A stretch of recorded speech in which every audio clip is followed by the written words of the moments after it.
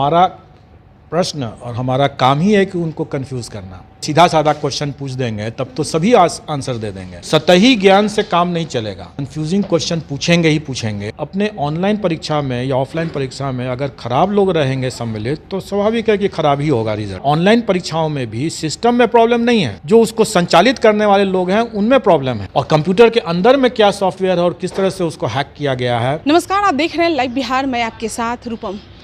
देखिए, इस वक्त मैं बिहार लोक सेवा आयोग के कार्यालय में मौजूद हूं और मैं यहां के जो अध्यक्ष हैं अतुल प्रसाद, उनसे आज बात करने की कोशिश करूंगी, क्योंकि कई सवाल हैं बीपीएससी को लेकर। कई सवाल उठते हैं अभ्यर्थियों के मन में। जिस तरह से आप देखते ही हैं कि एग्ज़ाम होता है और उसके बाद फिर अभ्यर्थियों का जो एग्ज़ाम होता है उससे भरोसा उठ जाता है, क्योंकि क्वेश्चन लीक हो या कुछ हो, बहुत सारे ऐसे मुद्दे होते हैं। उसके बाद फिर आंदोलन होता है।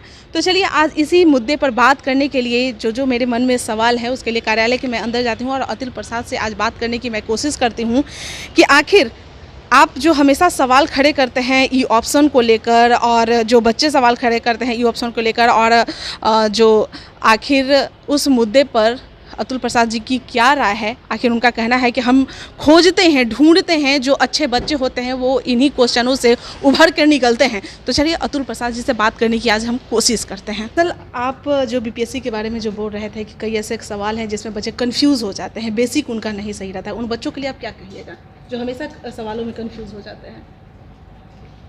देखिए, हमारा प्रश्न और हमारा काम ही है कि उनको कंफ्यूज करना, क्योंकि हम तभी तो उनकी गहराई को हम लोग भांप सकेंगे, उनके मेरिट को हम भांप सकेंगे। तो ये उम्मीद करना है कि हम प्रश्न जो पूछेंगे वो सीधा साधा क्वेश्चन पूछ देंगे तब तो सभी आंसर दे देंगे। तो अब बात ये उठती है कि अगर हम कंफ्यूजिंग क्वेश्चन पूछेंगे ही पूछेंगे तो उनको क्या करना चाहिए। स्वाभाविक है कि उनको अपना डेप्थ बढ़ाना पड़ेगा। सतही ज्ञान से काम नहीं चलेगा, उनको डेप्थ में जा कर के पढ़ना पड़ेगा। सतही ज्ञान से कभी नहीं चल सकता है। जैसे कुछ बच्चे ऐसे होते हैं जो दरोगा भी दे देते हैं, यूपीएससी भी देते हैं, बीपीएससी भी दे देते हैं, हर एग्ज़ाम देते हैं और फिर सवाल खड़े करते हैं। नहीं, वो स्वाभाविक है कि वो अपने विकल्पों को, अपने ऑप्शंस को मैक्सिमाइज करने का कोशिश करते हैं, क्योंकि अगर यहाँ नहीं होगा तो कहीं और होगा, कहीं और होगा। उसमें कोई हर्ज की बात नहीं है। तो हर किसी का अलग होता है, होता ही है, होना ही है, स्टैंडर्ड भी अलग होगा। लेकिन अगर बीपीएससी की, अगर जैसे कंबाइंड सिविल सर्विसेज की परीक्षा या फॉर दैट मैटर कोई भी टेक्निकल परीक्षा को भी अगर आपको करना है तो आपको उसके डेप्थ में जाके करना होगा। ऐसा नहीं कि एकदम क्लियर कट आंसर अगर देना होगा तो अगर आप आसानी से दे सकते हैं तो और भी लोग दे देंगे। तो जब और भी लोग दे देंगे तो फिर आपका कैसे होगा, और लोगों का भी हो जाएगा। इसलिए समझने वाली बात है कि क्वेश्चन हमेशा डिफ़िकल्ट ही आना चाहिए और लोगों का प्रिपरेशन जो है इन डेप्थ होना चाहिए। सतही ज्ञान से फ़ायदा नहीं होगा। अक्सर पारदर्शिता की बात कही जा रही है, तो क्या ये भी एग्ज़ाम ऑनलाइन आप लोग फिर बाद में लीजिएगा, कभी होने की संभावना है? देखिए, भविष्य में तो बहुत कुछ हो सकता है।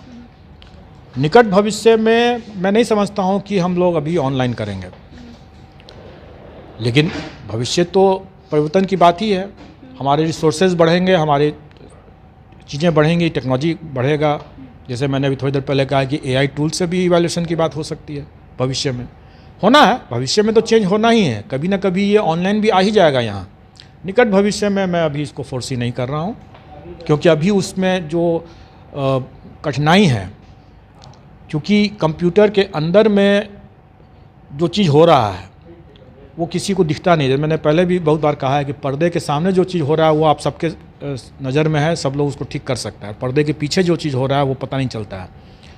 और कंप्यूटर के अंदर में क्या सॉफ्टवेयर है और किस तरह से उसको हैक किया गया है, चाहे सॉफ्टवेयर से या हार्डवेयर से, ये पता करना बहुत मुश्किल है। अभी आप लोगों ने एक पेपर में देखा भी होगा, किसी परीक्षा में किसी पेपर में निकला भी था कि कैसे हार्डवेयर को हैक करके, मैनिपुलेट करके वो किया गया था। तो जब तक हम लोग उस लेवल तक नहीं पहुंच जाते हैं तब तक इस तरह की परीक्षा को हम फुल कॉन्फिडेंस के साथ कह सकें कि ऐसा हम कर ही देंगे, ये अभी थोड़ा हमारे लिए प्रीमैच्योर है। सर, तो आदमी भरोसा किस पे करे? ऑफलाइन ऑनलाइन दोनों में तो वही हो रहा है, ऑफलाइन में भी तो लीक हो जा रहा है। देखिए, भरोसा तो आपको इंसान पर ही करना है, क्योंकि जो इंसान जो उसको कर रहा है वही सबसे महत्वपूर्ण है। ऑनलाइन हो चाहे ऑफलाइन हो, दोनों ही हालत में जो इंसान जिसको कर रहा है वही महत्वपूर्ण है। अगर वहाँ ऑनलाइन परीक्षाओं में भी सिस्टम में प्रॉब्लम नहीं है, जो उसको संचालित करने वाले लोग हैं उनमें प्रॉब्लम है। उसी तरह से ऑफलाइन में भी वही बात है। तो अगर हम अपने ऑनलाइन परीक्षा में या ऑफलाइन परीक्षा में अगर ख़राब लोग रहेंगे सम्मिलित, तो स्वाभाविक है कि ख़राब ही होगा रिज़ल्ट। लेकिन अगर अच्छे लोग रहेंगे तो स्वाभाविक है कि ईमानदारी से और पूरी पारदर्शिता बरतते हुए रिजल्ट्स आएंगे। अतुल प्रसाद जो कि बिहार लोक सेवा आयोग के अध्यक्ष हैं, उनका कहना है कि हम बेहतर ढूंढते हैं और मुश्किलों में डालना तो हमारा काम ही है।